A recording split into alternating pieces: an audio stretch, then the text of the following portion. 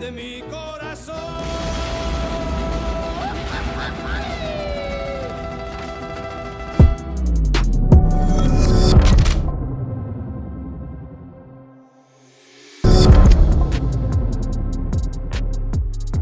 Congressman, how are you? I didn't mean to announce that you're primarying John Cornyn. You're free to announce it though, if you'd like on this program. Well, I hope you had a happy Thanksgiving too. You worked with Ted Cruz, John Cornyn. You worked for your boss, no? Yeah, yes, that's true. Yeah, I worked in the Senate Judiciary Committee as a lawyer, and that was with John Cornyn. And then I was Senator Cruz's chief of staff. And look, sorry. I'm not trying to start a fight. I'm not trying to start a fight. We're in a good mood. No, I'm not trying to start a fight. I've been very upfront with Senator Cornyn and our differences over the years. These have not been hidden from public view. Fairly notoriously, 2 years ago when the Senate passed the massive omnibus spending bill, it was like $1.7 trillion heading into Christmas. It was a total disaster. And I vowed to oppose any bill that came out of the Senate that was sponsored by any of those individuals, including Senator Cornyn, and I did. I honored that commitment. And, you got to stand up against the continued status quo in Washington. And that's what we're getting out of the Senate. And increasingly, I'm hearing some of these rumbles in the House, and I'm not for it. When we get here in January, we gotta deliver for the American people. Oh, no. Okay, so you've always been a truth teller on this program. Our audience absolutely loves you, Congressman.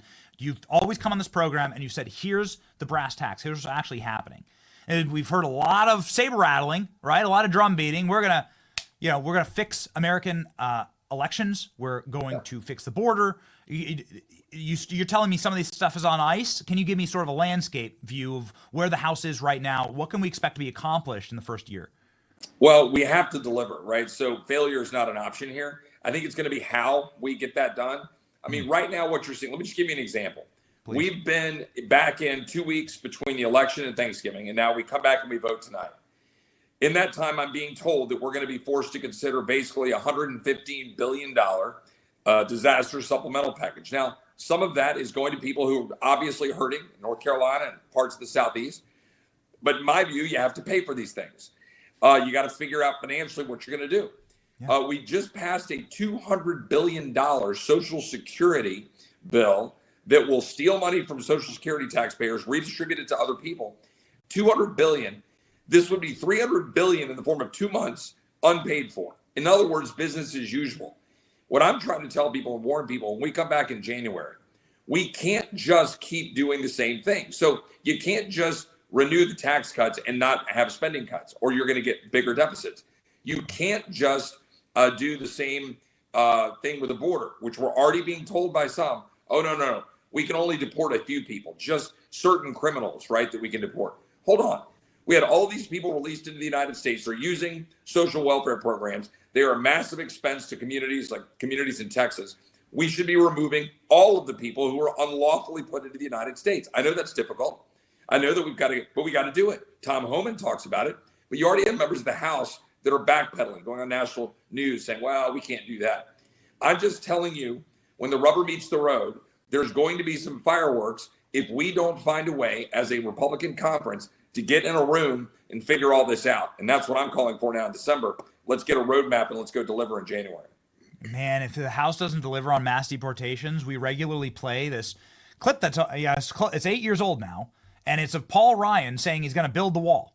And it's him in a helicopter, and he's got his sleeves all jacked up, right? And he's got a little CrossFit body, and he's in his little, he's riding a horse on the border, right? And it was all lies to the American people. He never once passed, he didn't pass a border bill. He never once funded the wall. He never even fought for it. It was all fake. And so, I guess people should know that we pay attention, and we'll call you out. And we've heard that there are going to be mass deportations. We expect mass deportations. That's exactly right. And look, let me be very clear.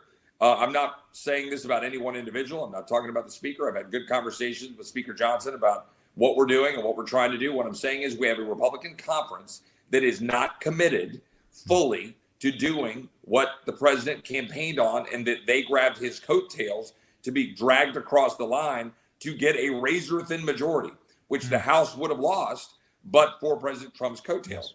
So we've got to actually deliver. And I don't think right now Republicans understand what that means. It's not just coming from leadership conversations. The conference, okay? There are blocks of the conference that say, oh, I can't vote to repeal the Inflation Reduction Act. I have constituencies who depend on those government subsidies. Don't you know, Benny? We've got to take that money because we love corporate cronyism. That's what I really ran on, Benny. I ran on corporate cronyism. I want the government to give handouts to big corporations. I want the government to tell corporations, yeah, you want cheap labor? Don't worry. We won't do the mass deportations. Wink, wink, nod, nod. We'll remove 100,000 criminals. We'll call it a day. And meanwhile, we're all dealing with the bills in our schools and everything else.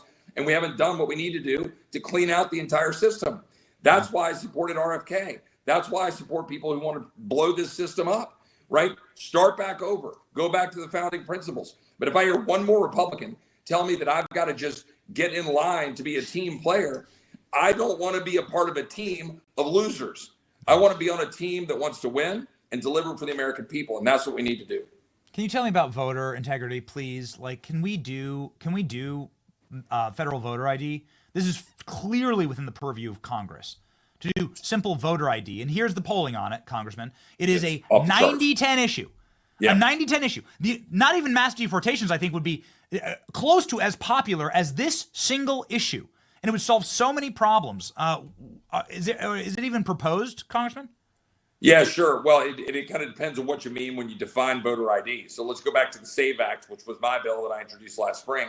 That bill would require presentation of documentary proof of citizenship to vote and register and then vote in a federal election. We thought that was really critical and would lay the groundwork and would frankly force states to do voter ID, right? Because you're going to have to come in and show, proof of citizenship. You're going to have to come in with a passport, or you're going to have to use real ID, which has already, been put into the system to prove citizenship, or you're going to have to present photo ID with other identification. So we created a system and a framework to do that. The SAVE Act passed the House. 5 Democrats joined, went over to the Senate. Chuck Schumer's been sitting on it. I think this needs to be front and center as one of the first bills we do in January. But we can also add additional, I think, reforms. I think we need to have, for example, tighter voting around, maybe not it has to be same day, but early voting ought to be contained to a week or so. We need to make sure that absentee ballots are literally for our men and women in uniform, and they're very tight, and they're the old absentee ballots. They're not just, throw to the wind mail-in ballots. We should tighten those. We can do all of those things so we can minimize and eliminate the abuses that we're seeing out in California right now, where they're still counting votes a month later, which is absolutely absurd. We should demand that all ballots have to be in on election day. We should get it back to same-day voting, make it a holiday, minimal early voting, and we should have things like the SAVE Act that requires documentary proof of citizenship to vote in federal elections. We need to do all of that, and we need to do it quickly. I'm working on it, but we need Republicans to stand up and get it done. I unite with you. We love the SAVE Act. I know we've been on this show talking about it. Everyone in Congress loves the SAVE Act. It's one of the few, and congratulations on that. You have everyone backing you on this, including Democrats, right? It's like it's such a kick-ass piece of legislation. The Senate, it's in the Senate. So could the Republican senators just pick it up on January 20 and pass it? Yes, they could. We obviously get a new Congress. We would have to repass it. And I think we're working on, we'll refile the bill. We'll probably tweak it a little bit. You learn stuff over the year, make a few little tweaks and improvements. We might add a few other things like I was just discussing with respect to when you vote and the timing of voting. But at the end of the day, we can move multiple bills, and the Senate absolutely can and should pick it up and pass it. I expect that they would. Obviously, 60 votes in the Senate means you're going to have some Democrats that are going to have to kind of get comfortable with it. But given that we had 5 Democrats during an election season, I think we can move that bill through the Senate, and we should. It's incredible polling. I couldn't believe my eyes when I saw the polling that it's a 90-10 issue. Possibly the most popular thing that Congress could do would be pass federal voter ID.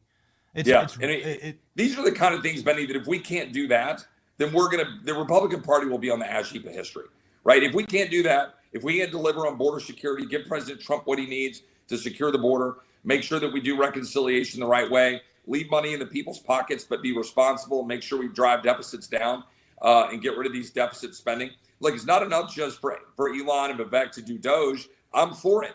Go cut that waste out. But you can't pass a $115 billion unpaid for disaster supplemental. You can't come in and do more of the same defense spending. Right now, the Senate, Republicans and Democrats want to increase defense spending even further without going through and cutting all of the waste and the fraud and abuse at the Pentagon. We need a whole new way of thinking. So we've got to get responsible to do that, or the Republican Party is going to get tossed out on its ear in 2 years. We have basically 1 year to deliver, and it needs to start on January 3rd, the day we're sworn in.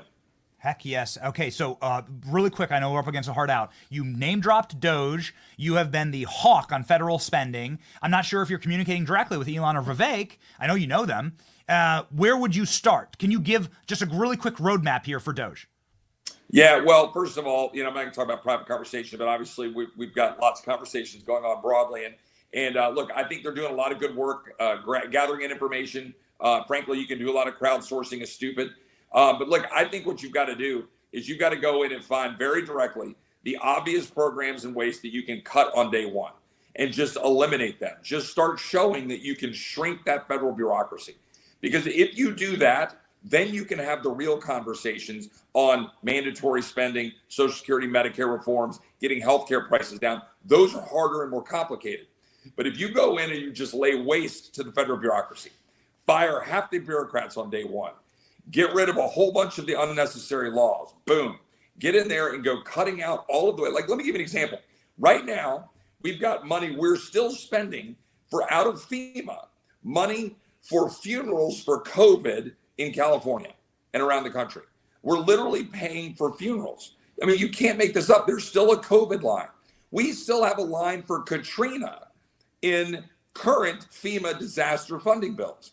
Think about that. That was 19 years ago. There is so much waste going on in the federal government, and we've got to just go through and blow it up on day one. And that, I think, is that what earns you the ability to go do the complicated stuff. That is going to take more work to figure out how to reform defense, how to go in and deal with Medicare and Social Security.